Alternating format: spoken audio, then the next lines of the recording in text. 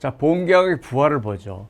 계속보험료 부지급으로. 그러니까 계속보험료 부지급으로 계약이 해지되었어야 되지. 고지 의무나 위험증가 통지 의무로 위험이 해지된 거는 안 된다는 거죠.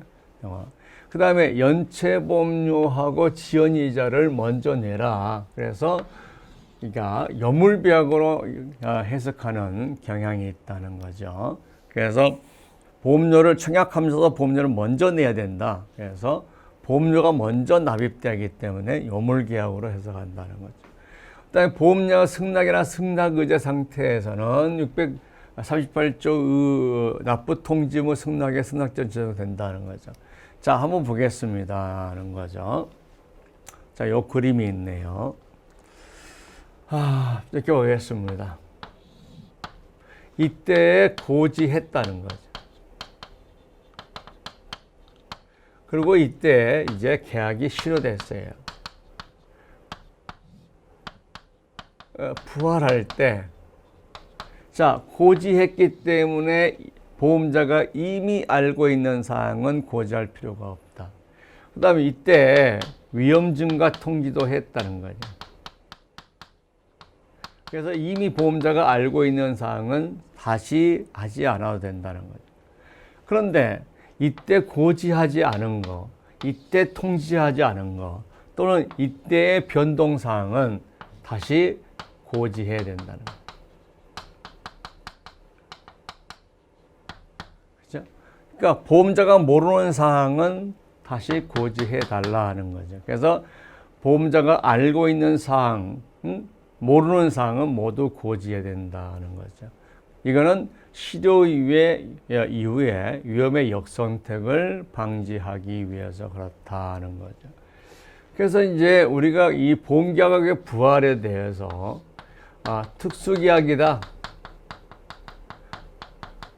이렇게 보는 설이 있죠. 근데 특수계약이라는 것은 뭐냐면 신계약의 성질이 강하다 하는 거죠. 그러니까 신계약적 성격과 옛날 계약에 다시 복원되는 성격이 있는데 그래서 신계약적 성격이 강하다는 거죠. 왜? 다시 고지 의무를 주고 있다는 점에서 그렇다는 거죠. 고지 의무를 주고 다시 인수 여부를 보험자가 평가하기 때문이다. 그러면 이제 1년, 2년, 3년, 4년, 5년이 됐 다음에 이때 실효됐다.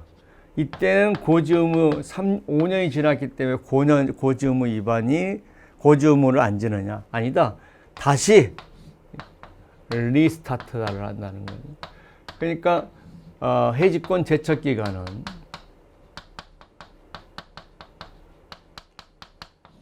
부활할 때부터 다시 1년, 2년, 3년 가야 돼요. 예를 들어서 암보험도 90일의 면책 기간이 있었다.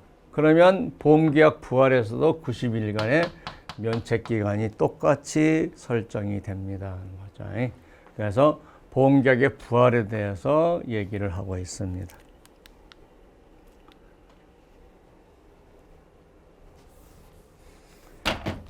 자, 보험계약의 불화과 고지 의무에 보험계약법은 보험계약 부활 시 고지 의무를 진다는 조항은 없으나 보험계약의 성립 조항이 준용된다고 해서 고지 의무를 진다고 보는 것이 통상화 판례 입장이다. 그런데 보험자가 이미 알고 있는 사항은 고지할 필요가 없죠. 고지하지 않더라도 고지 의무 위반을 보지 않기 때문에. 자, 그래서 보험자가 알고 있는 사항은 고지할 필요가 없다. 그래서 첫 번째 계약에서 고지했거나 위험증가 통지를 해서 보험자가 알고 있는 사항은 고지할 필요 없다.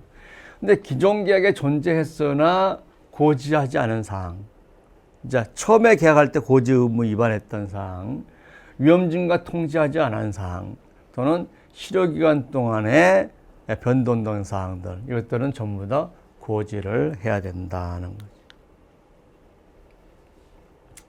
갑은 2012년 1월 12일 보험계약을 체결하면서 고혈압이 있다는 걸 고지하지 않았다.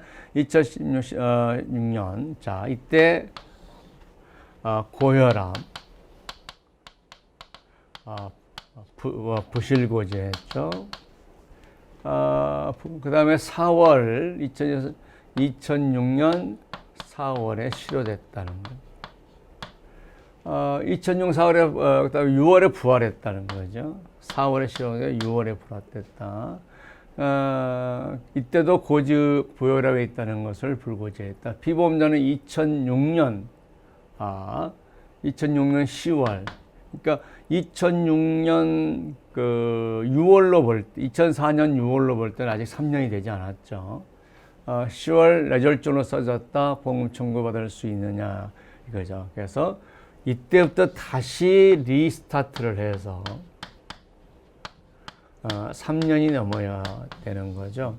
따라서 보험금이 지급되지 않는다 하는 거예요.